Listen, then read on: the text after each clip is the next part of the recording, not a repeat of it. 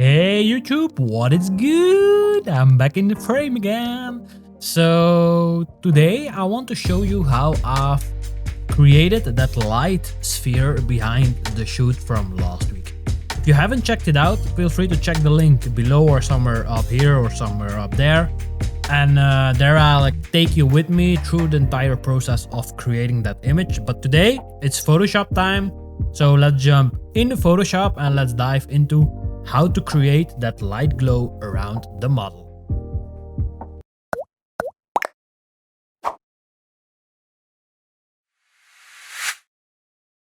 So if I open up Lightroom, I'm gonna scroll through the images totally to the end of the series. So I sort on file extension. This way, when I sort on file extension, I'm sure that my edited files will be at the top or at the bottom of the list, so I can easily scroll through them without me having to go through each and every one of them. So let's take, for instance, this one, and I'm gonna be exporting this into Photoshop so you can see the entire layer stack I've created when editing this shot. So let's open up Photoshop. So you can do like edit in, then go to Photoshop 2022 already.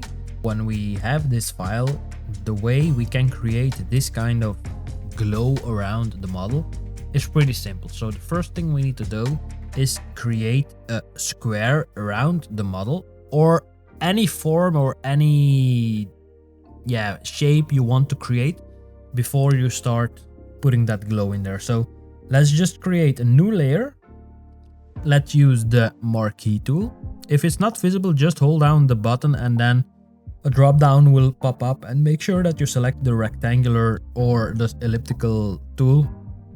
Just drag around the area you want. If you're not sure that your position is right, you can hold down the space bar and then just ever so slightly move it around. So somewhere around here should be fine. And I'm gonna be filling this selection up with the color I want the framing to be. So I'm gonna go to Edit, Fill, and here you can select a color. Like, let's go for something bluish in this image because it works really nice with the colors we have.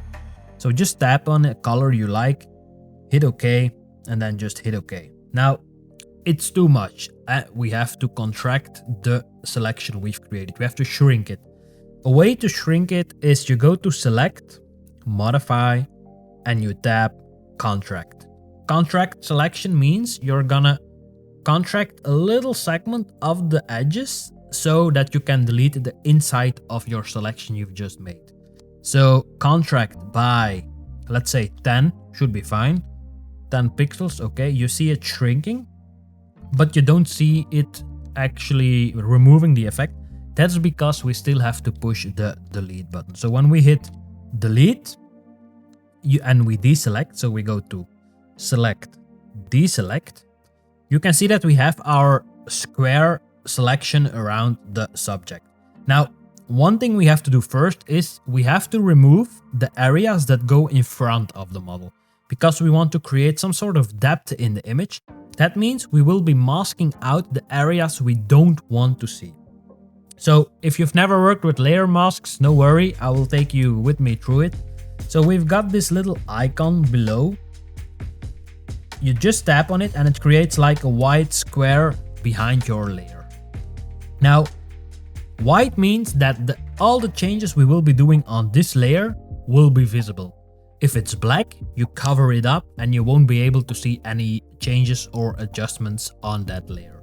So just remind yourself that white is visible, black is invisible. So if we know that, we have to paint with, think about it a few seconds. We have to paint with black in order to remove the parts we don't want to be visible on this specific layer. So if I take a brush, a normal brush, by hitting the letter B on your keyboard, a flow of around 20-ish%, and then just start painting with black over the areas you don't want the glow to be visible. So you just slightly paint over these areas. And because we're only using a flow of 20%, that means that we slowly build up the effect. So just to make sure that you don't have any, that it's not too much. If you made a mistake and you've colored, for instance, like over here, don't worry, just change your brush color to white and just paint over it again. This way you make it visible again. So white reveals, black conceals. If you keep that in mind, you should be able to get around layer masking.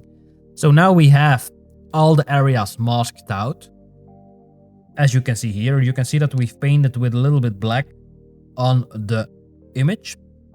And now the trick to get it really glowy is if we go to the layer effects down below here, you can create an outer glow.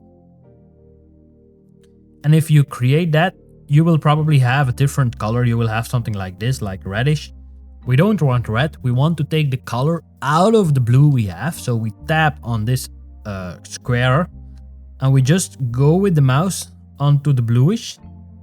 And here you can see a little preview on the right. Just hit OK. And now you can start playing around with how visible you want it. Do you want noise in it or not? Let's go for no noise because then it would not be real. The spread means how much you want it to be spread. And the size means how tall do you want it to be. Now size I leave pretty high and spread somewhere around 9-10ish%. The range means how far away from your initial square you want to go.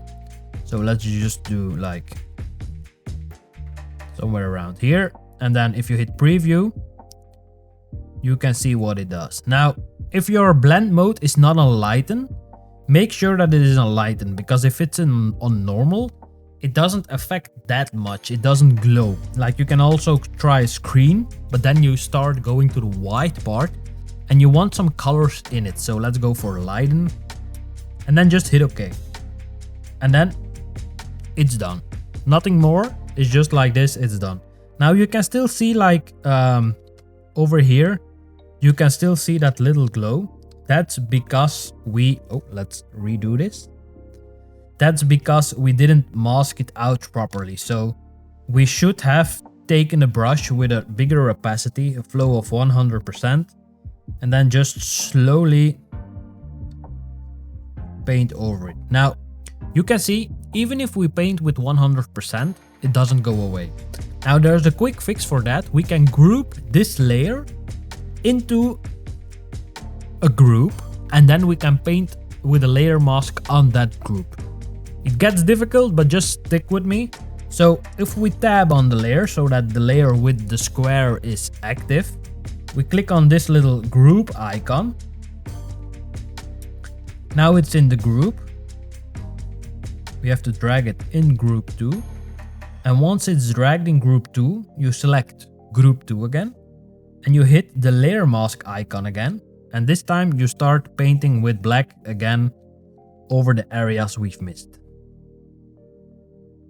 And there you have it. Like if you want it a little bit closer to the edge, make sure to just do it on both layer masks. So on the layer mask from the square and on the layer mask from the group. So if we enable, disable the glow, and even now at this stage you can still change the color. So if you just double tap on the outer glow, it will open up a new window and you can still change it to something like, let's say I want white, I want something green, red. It really depends on the vibe you have in your image. Now, a good thing is that, let's cancel this out.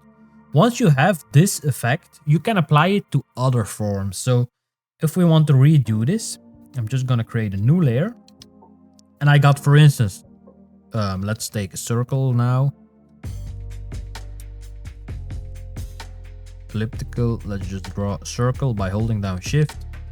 We fill it with blue. We then contract the layer by 10, delete it.